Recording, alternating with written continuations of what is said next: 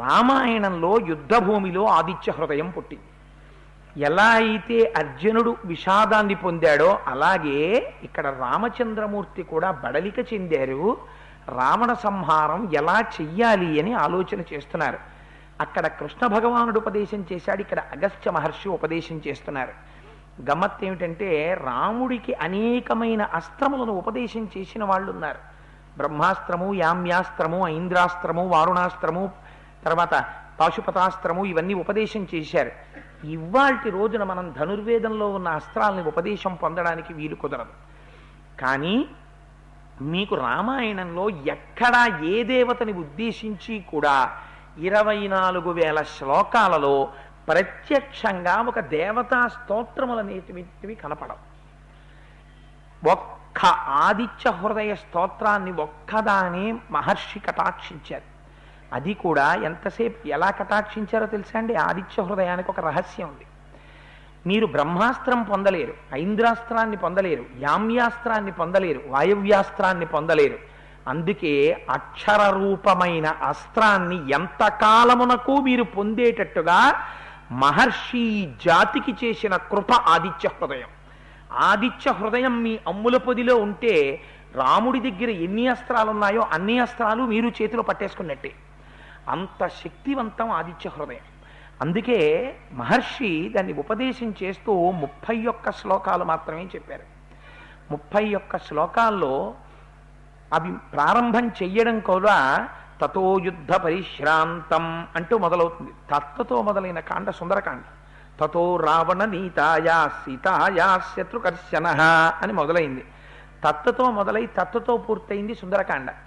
మళ్ళీ తత్తుతో ప్రారంభమైనటువంటి మహోత్కృష్టమైన స్తోత్రం ఆదిత్య హృదయం. అందుకే తతో యుద్ధ పరిశ్రాంతం అంటూ మొదలుపెట్టారు.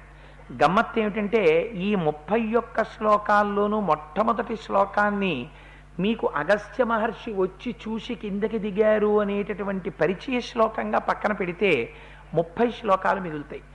30 శ్లోకాల్లో మొట్టమొదటి 8 శ్లోకాలు మీకు అంగన్యాస కరన్యాసాలకి, తదనంతరం ఆ 8 శ్లోకాలు ఆ స్వరూప విశేషణానికి సరిపోతే చివరి 8 శ్లోకాలు అనంతరమైన ఫలసిద్ధిని చెప్తే ఇంకా మిగిలిపోయేటటువంటివి అటు 8 ఇటు 8 16 శ్లోకాలు వెళ్ళిపోతే మొట్టమొదట మీకు పరిచయం చేసినటువంటి శ్లోకం ఒకటి వెళ్ళిపోతే ఎన్ని వెళ్ళిపోయేపటికి 9 9 18 శ్లోకాలు వెళ్ళిపోతే ఇంకా 12 శ్లోకాలు మిగుతాయి. 8 కాదు 9 9 అటు 9 ఇటు 9 తీస్తే 18 పోతే 12 శ్లోకాలు ఉంటాయి.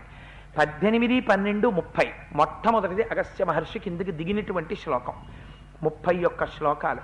మీకు గమ్మత్ ఏమిటో తెలుసా అండి? ఆదిత్య హృదయాన్ని మీరు ఎప్పుడు చదవాలి అంటే అగస్త్య మహర్షి చెప్పేశారు. కాంతారేషు భయేషు చ, మీరు మహారణ్యంలో ఉండండి, మీరు విపరీతమైనటువంటి భయాన్ని పొంది ఉండండి, ఏదైనా ప్రమాదం వచ్చేస్తూ ఉండనివ్వండి. మీకు మిగిలినటువంటి దేవతల్ని ఉపాసన చెయ్యాలంటే మీరు మనస్సు లోపల దర్శనం చెయ్యాలి. మీ మనస్సు ఖేదాన్ని పొందేసింది అనుకోండి ఎప్పుడైనా, అప్పుడు మీరు ఏ మంత్రాన్ని ఉపాసన చేస్తున్నారో ఆ స్వరూపాన్ని నిలబెట్టడం కష్టం. ప్రార్థనా శ్లోకం చేసినా నిలబడదు. పైగా బీజాక్షరాలతో కూడుకున్నటువంటి మంత్రములు చెయ్యాలంటే, అటువంటి ఉపాసన చెయ్యాలంటే దానికి ఒక ప్రత్యేకమైన పద్ధతి ఉంటుంది. ఎప్పుడు పడితే అప్పుడు మంత్రం చేయడానికి వీల్లేదు. అది స్నానం చెయ్యాలి, దానికి కొన్ని నియమాలు ఉంటాయి. ఆ నియమాలు పాటించి మంత్రం చెయ్యాలి.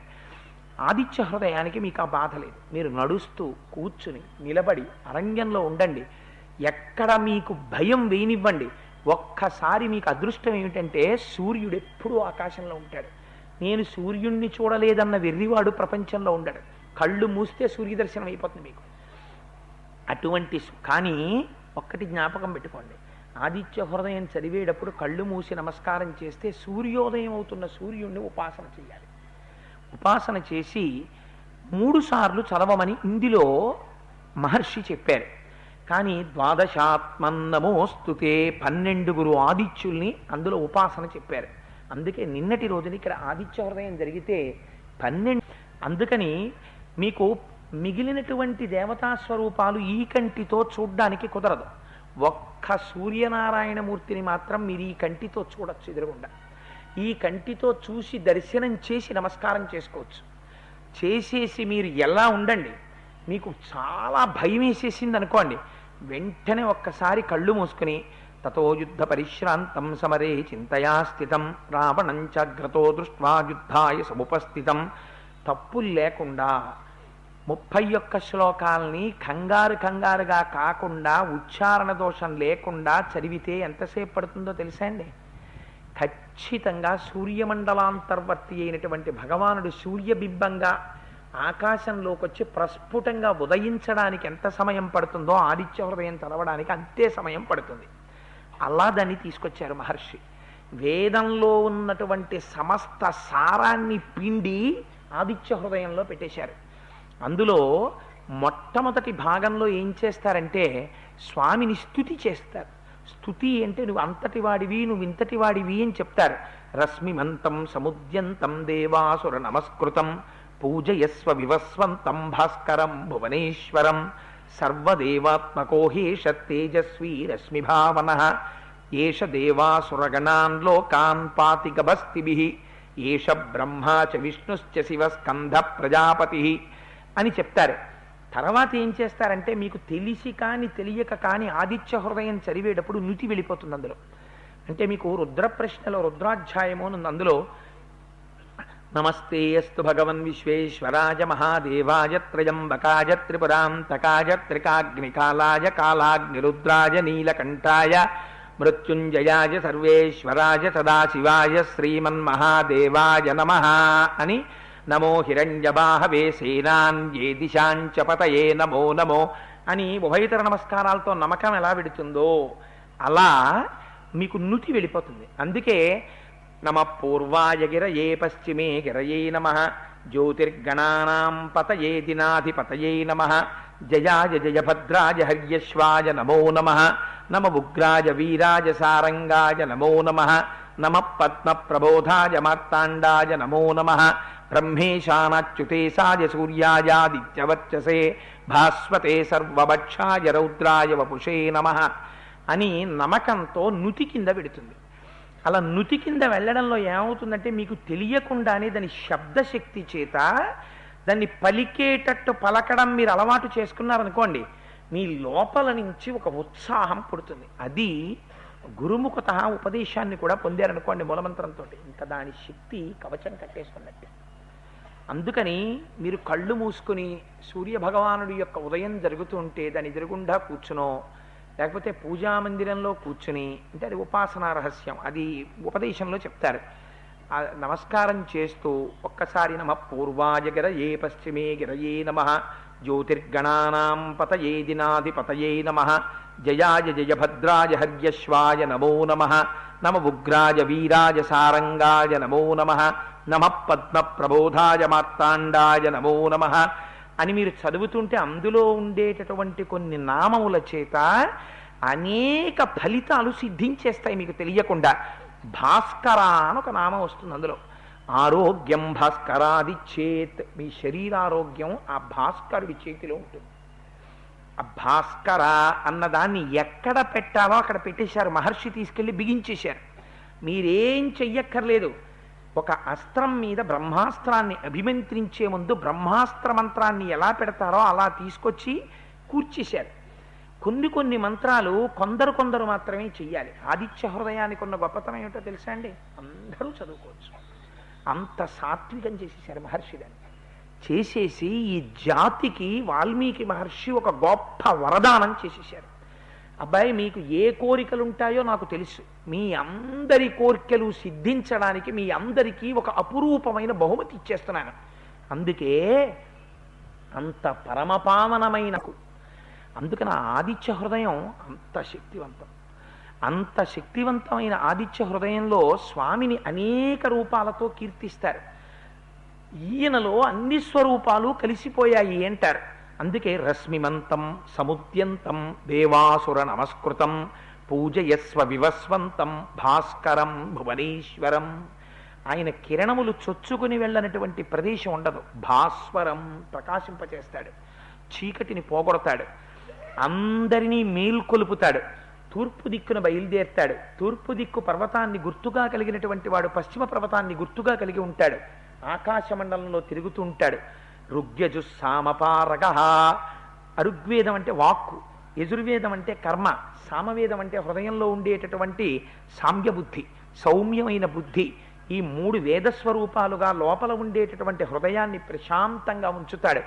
తెల్లవారుజామున అందరూ నిద్రపోతున్నటువంటి సమయంలో నీటిలో నిలబడి తమ యొక్క కలువరేకులు ఇలా ముడుచుకున్నటువంటి కమలములకు తన లేత కిరణములతో చక్కలిగింతలు పెట్టి ఆ కమలములు విచ్చుకునేటట్టుగా చేస్తాడు.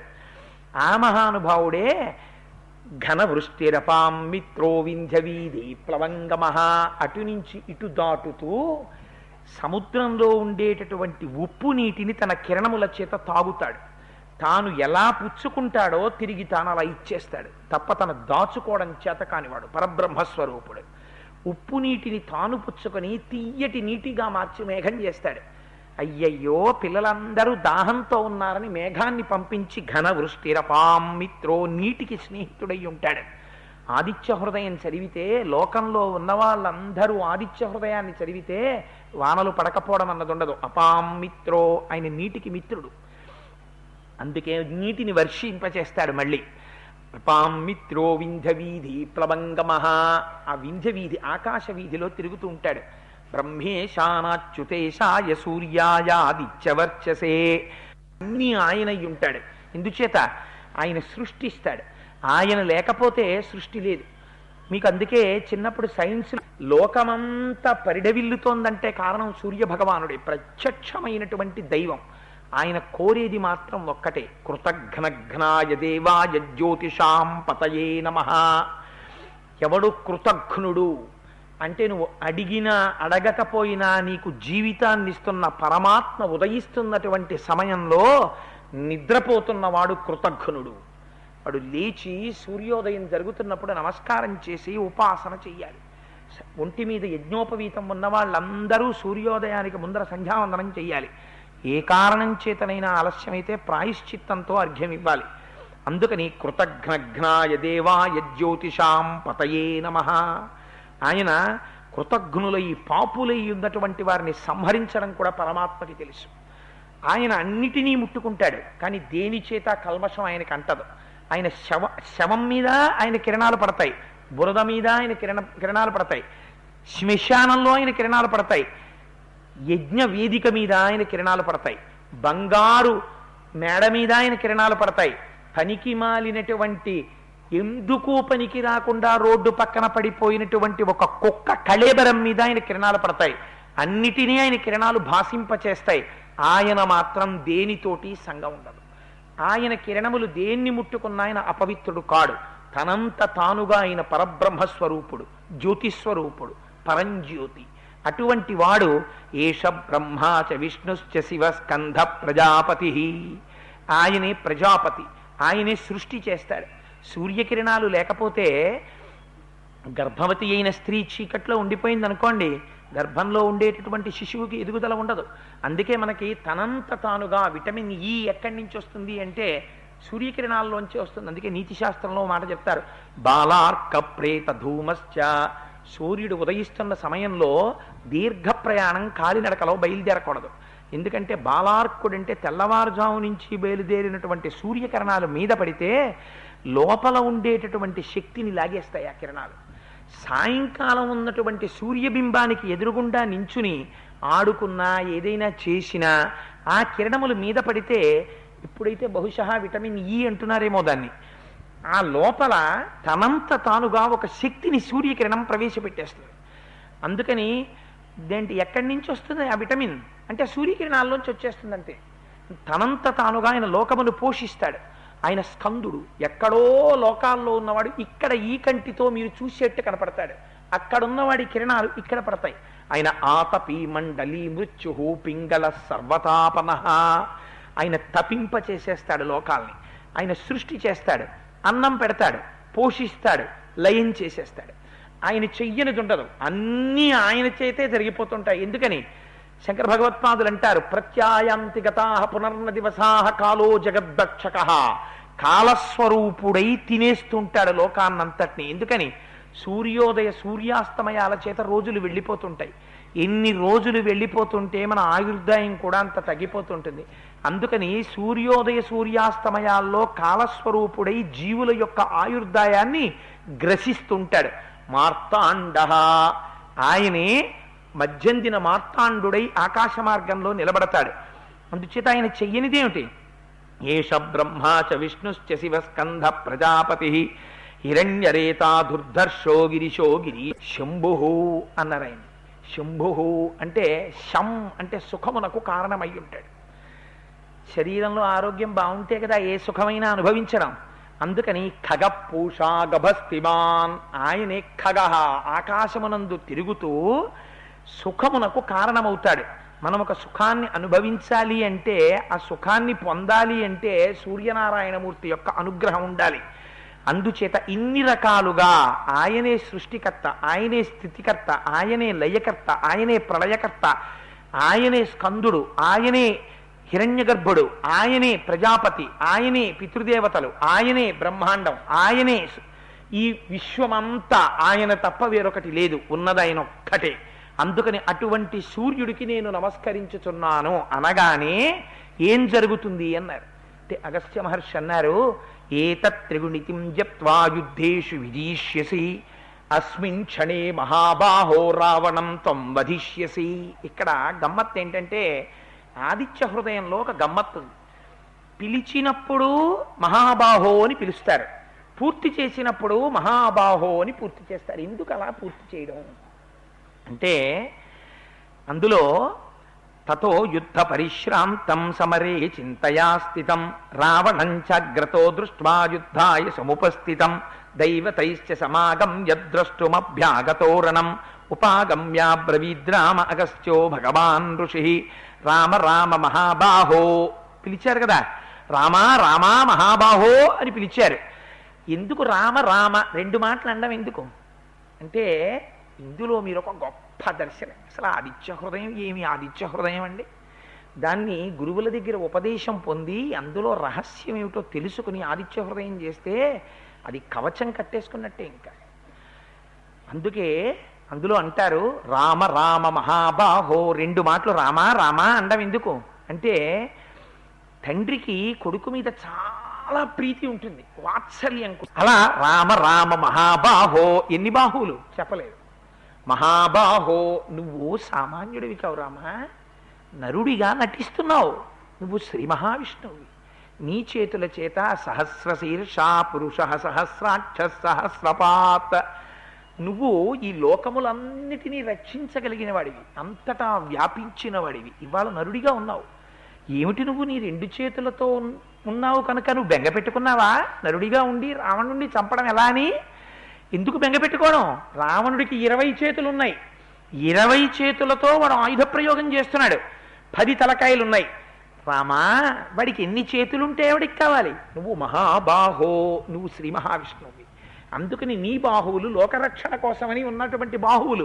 అందుకని కదా ప్రతిజ్ఞ చేసి వచ్చావు ఈ లోకంలోకి. అటువంటి వాడివి నువ్వు బెంగ పెట్టుకుంటావేంటి? అందుకని రామ రామ మహాబాహో శృణుగుహ్యం సనాతనం. చాలా రహస్యాన్ని చెప్తున్నాను రామా అంటే ఉపదేశం చేస్తున్నారు. ఉపదేశం చేసినప్పుడు రహస్యంగా చేస్తారు. శృణుగుహ్యం సనాతనం ఏన సర్వానరీన్వత్స సమరే విజయిష్యసి.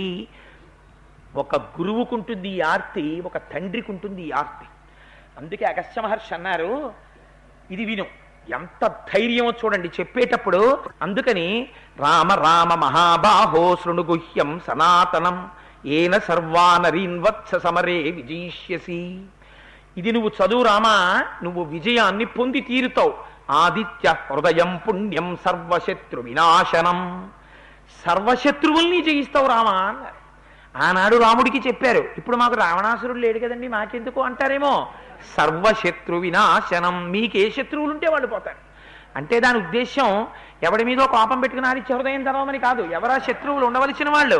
కామ క్రోధశ్చ లోభశ్చ దేహే తిష్టంతి తస్కరాః జ్ఞానరత్నాపహారాయ తస్మాత్ జాగ్రత్త జాగ్రత్త.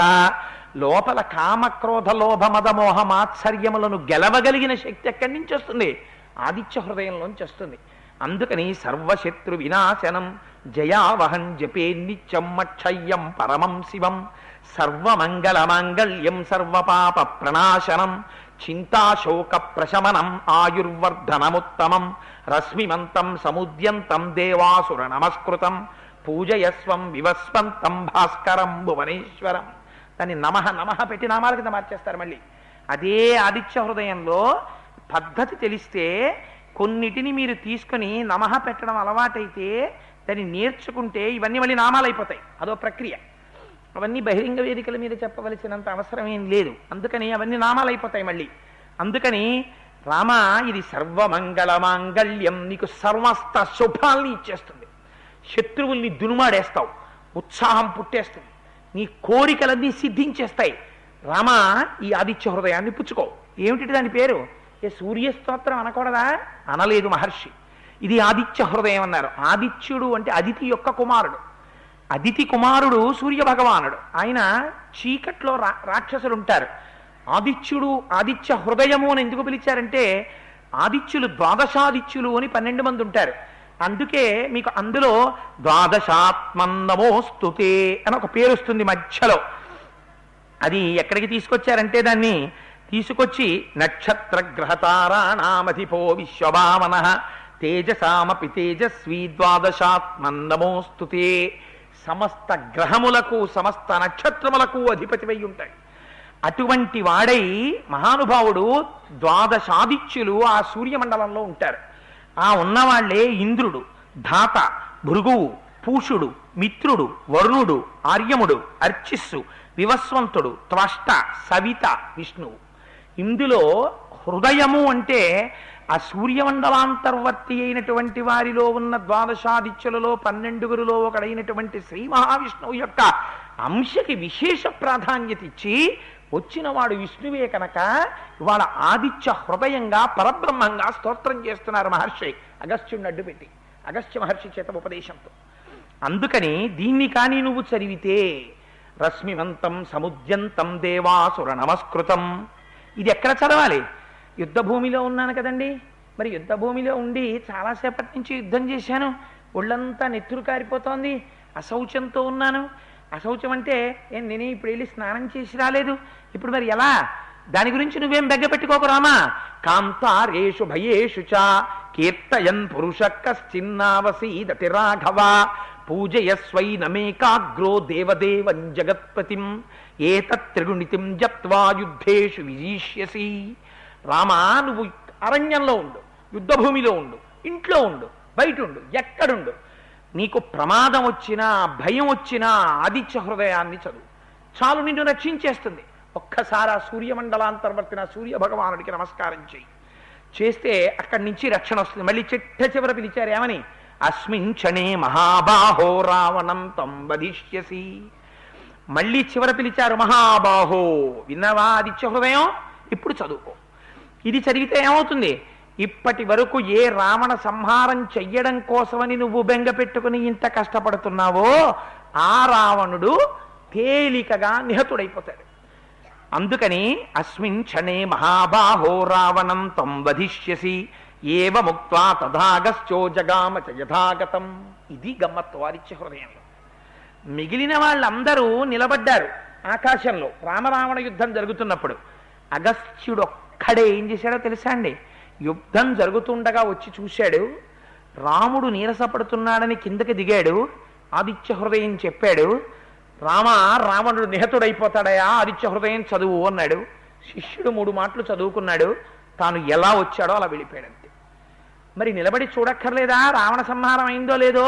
చూడక్కర్లేదు, తనకు ఆ నమ్మకం ఉంది. గురువుకి ముందా విశ్వాసం ఉండాలి. గురువు అంటే గురిని చూపించేవాడు. గురువుకే విశ్వాసం లేకపోతే ఇంకా శిష్యుడికేం చెప్తాడు?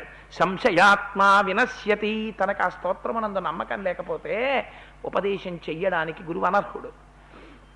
అందుచేత మహానుభావుడు వేదిక మీద చెప్పచ్చో చెప్పకూడదో నాకు తెలియదు, కానీ రికార్డింగ్లో కూడా వెళ్తాను. కాసేపు ఆపకూడదంటే ఒక 5 నిమిషాలు మళ్ళీ చేద్దరు, కానీ వ్యక్తి రికార్డింగ్లోకి ఎందుకు?